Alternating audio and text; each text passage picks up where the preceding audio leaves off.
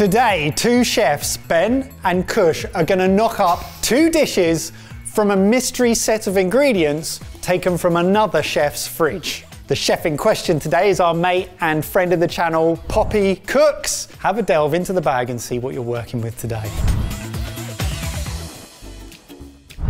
Hi, I'm Poppy Cooks. I'm the potato lady, and I am going to challenge you guys to what's in my fridge. What day is it? Wednesday. Casual Wednesday. Oh my God, my dog's out. Hang on 1 second. Out again. Come on. I've got to do a video for sorted. Oh. Good boy. There you go. Frage. I'm quite a condiments kind of gal, so a lot of condiments, and there's some ingredients there which I'm going to get out for you. I wouldn't expect anything less. First thing, chicken fat. One thing that I have kind of got a little bit of a love affair with at the minute is chicken schmaltz. Delicious. It's just super tasty. Oh, spot the influencer. Hashtag gifted. We were sent one of them. Chorizo. Little bit of chorizo, lovely bit of curvature to it. I love throwing chorizo into anything. I think it can just add a bit of spice and vibrancy and fattiness to any dish, so that's just something I've always got in the fridge. More cow fat. Goodness me. Cow. Nut fat. Nut fat. Nice. Good cheese. Veg, cheese, meat, protein. So there's quite a lot of stuff there. We're going to ask you to take a selection of those things for inspiration, and you can scavenge anything that you can find from around the studio to knock up a dish each, and then we're going to eat them at the end.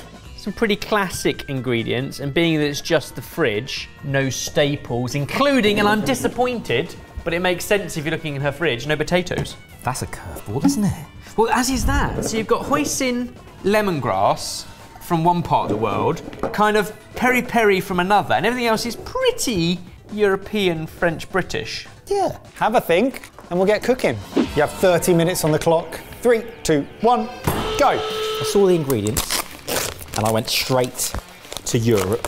So I'm making sticky rice soccer rat pancake. Soccer rat? Yeah, you know the crispy bit at the bottom of a paella? Yeah.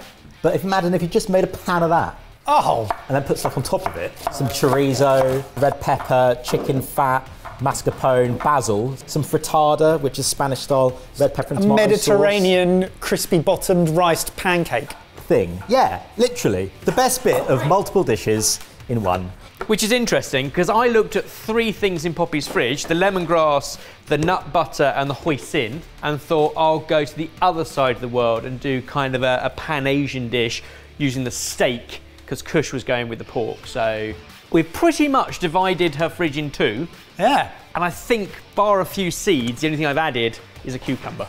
I've added some corn flour, rice flour, a bit of water. I'm going to add some chicken fat to the rice and mix it all together. And I'm going to pan fry it with a bit more chicken fat really slowly while I make loads of different garnishes to go on top or underneath it.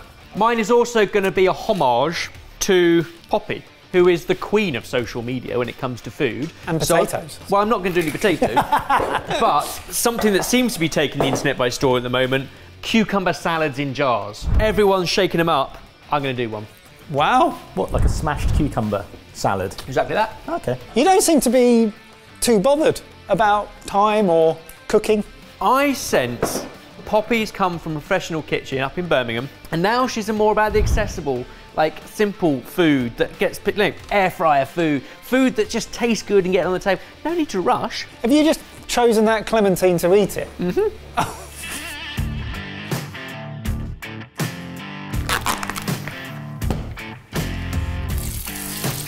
This is a ridiculous question coming from someone of my ability, but do you know if this is going to work or not, Kush?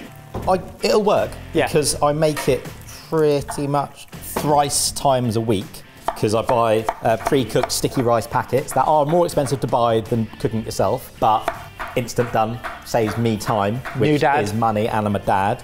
I mix that with corn flour, rice flour, a bit of water, and pan fry it. And while that's pan frying, I make gyoza. I'll get some barbecue chicken from the weekend, chop it up and mix it with some onions and tomatoes and make a little kind of stir-fry ragu.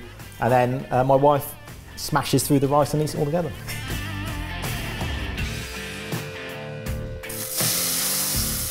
So So you're blanching the basil. I'm going to blanch the basil with some spinach. I'm going to puree that into a nice, silky, smooth, as our friend over here calls it, gloop. But I say puree, and we'll just pipe that on top.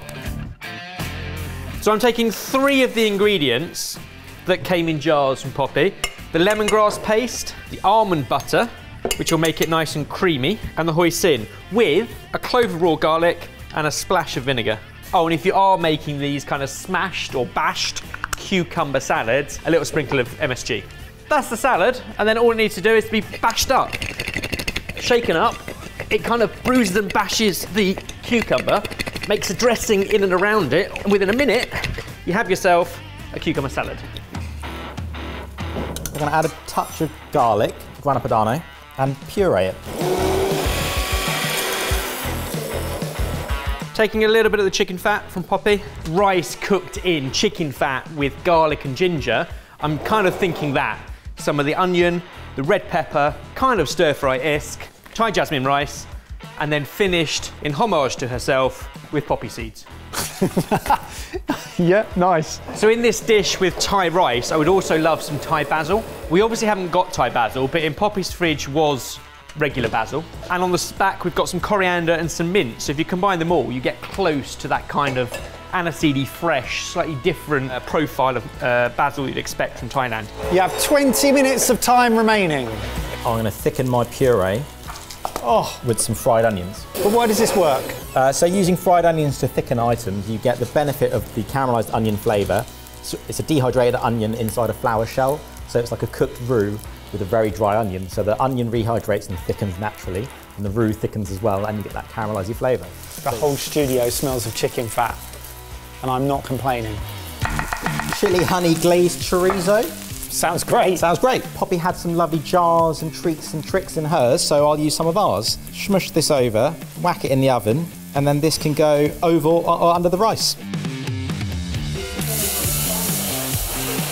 What is that? So this is a bit of frittata, which is a pepper and tomato sauce, bit of harissa, bit of red wine. Reduce that right down, make it really syrupy, and that'll balance out with some acidity, the sweet honey on the chorizo and the fat in the rice, he says. How's it looking, Kush? It's getting crunchy.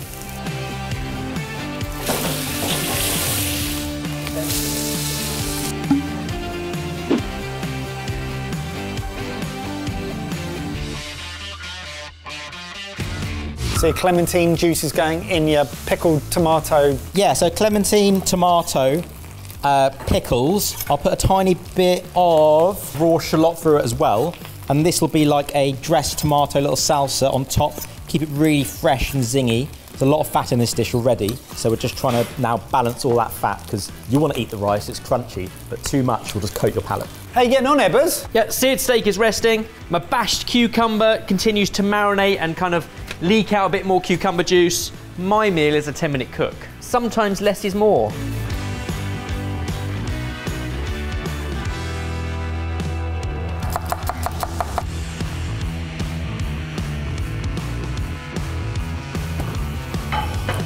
$220 degrees, it's been in about 5-6 minutes. I just wanted to warm it through, render some of the fat out, let it soften a touch, then the rest of it will go on the dish rather than cooking it till it's dry. Gotcha. That has thickened up, look at that. As it sat there, the onions have hydrated and it's thickened up massively. A little bit of soy in this rice to finish. Ebbers, that looks fantastic. I like this kind of cooking, just open up the fridge and cook on a whim. Yeah. Cook on a whim. Cook on a whim. All the spare chorizo fat into that.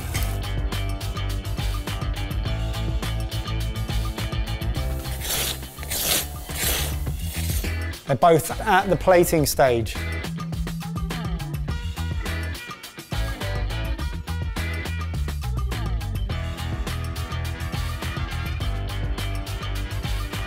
Three, 2, 1. Boys, I cannot wait to eat these, but first we need to get them into the sexies.